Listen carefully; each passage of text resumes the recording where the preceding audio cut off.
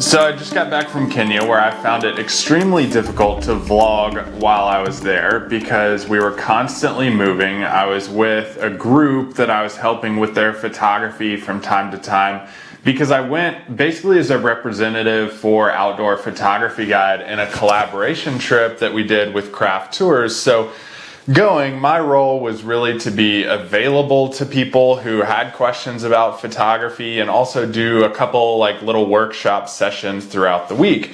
So as I was doing that, it was extremely difficult to vlog while I was there, but I got plenty of photos and videos along the trip to help kind of tell the story. So we started our trip out in Nairobi in Kenya and did some city tours and just learned more about the culture of Kenya and Nairobi, which was good because I like to include those types of details into my photography while I'm traveling. We visited places like the Giraffe Rehabilitation Center, where you were actually able to get really close to them and almost get headbutted by them at times and feed them.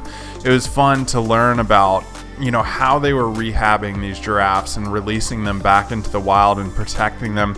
It gave me good opportunities to use my wide angle lens to get close shots, as well as visiting places like artisan factories and learning how they were employing people. But once we were done with all of that, we loaded up on our safari vehicles and started to head out to Ol Pejeta Conservancy, where we were doing our safaris there.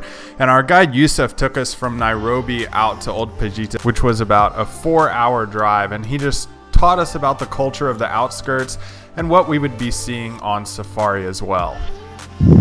Hey, what's up guys? So we just got to our safari park here in Kenya, and already, stunning place. We've seen plenty of animals already, from rhino to zebra to antelope. Tons of things that you can see out here that a lot of people don't get to see the entire time, but we've already seen, literally right outside from our porch. So we have our first game drive tonight, which I'm really excited about because I've never really been on one before, and just excited to see what we can find. Some of the challenges though are really going to be I've never used a 200 to 600 lens before, and it's posing to be a little bit difficult to stabilize whenever you're holding it. So getting a clean shot, also maybe getting some filming, it's going to be a little bouncy. Not to mention we're driving around the entire time. Could it rain? Could it not? So you're kind of just dealing with tons of unpredictability, but you constantly have to adapt and react to everything going on around you and figure out how to get the right shot. So fingers crossed we get a really good drive tonight.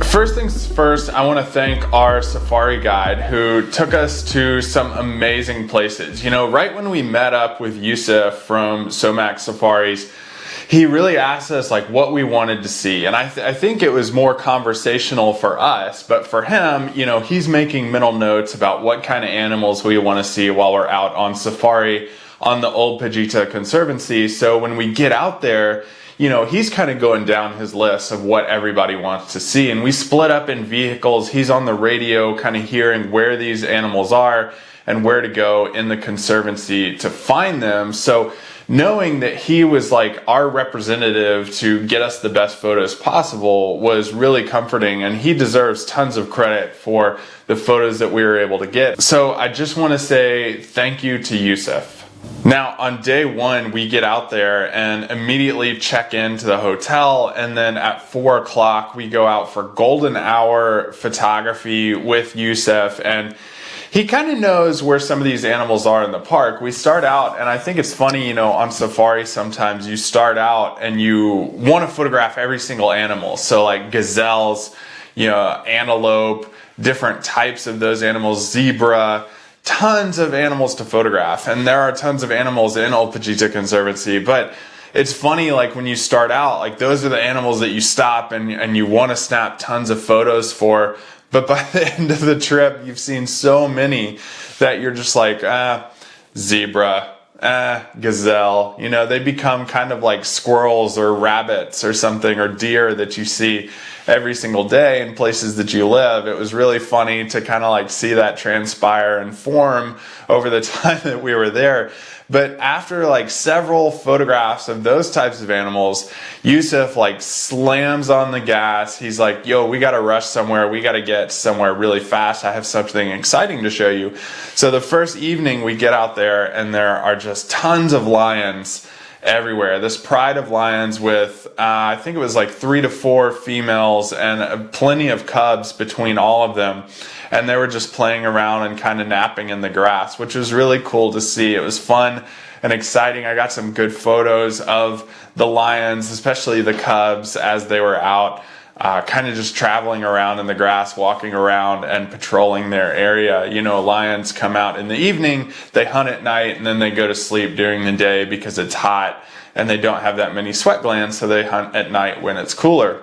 The morning session the next day proved to be very profitable as well in terms of photography, because we went around and found several rhino, and one of the cool things about the morning was that it was really misty and foggy because it gets so cold at night at that high elevation where we were at about 50 degrees and then warms up to about 80 degrees during the day. So the fog and the mist was kind of burning off, and we found a group of rhino that were just in the field grazing on some grass, and it was just cool to photograph them in pairs and in groups, and you'll see that as a theme over these vlogs from Kenya, because grouping animals just makes the photograph that much more dynamic, I think. And even getting out something like a wide angle lens and photographing the safari vehicle with the rhino group off to the right, and everything is just at the base of Mount Kenya, that's one of the highest peaks in Kenya, and photograph that with the sun coming in and just the morning light and that golden light shining on the entire scene. But the afternoon session was amazing because we got out and there were just elephants all over the grasslands that were right by the side of the road. And it really allowed me to photograph the elephants in pairs, really creating layers with the elephants and creating interesting photos. It's funny, like, you start out and you just have an elephant framed up perfectly in the frame. You know, you use all the compositional rules, but after time those images get boring, so you start pairing elephants together. You start doing detail shots of the smaller scenes. You know, there was absolutely adorable baby elephant that my wife was obsessed with that we photographed while it was there. You know, our guide said probably 1 week old when we were out there photographing it. And then it also allowed me to get plenty of opportunities to photograph the elephants with wide angle lens. And I got one really good shot that I'm happy with that kind of shows them under a partly cloudy blue sky, and photographed that well, and really showing a lot of elephants and how close they were to our safari vehicle, and not only just use the 200 to 600 lens that I was using, but also pair it up with the 17 to 28 wide angle lens that I was shooting with.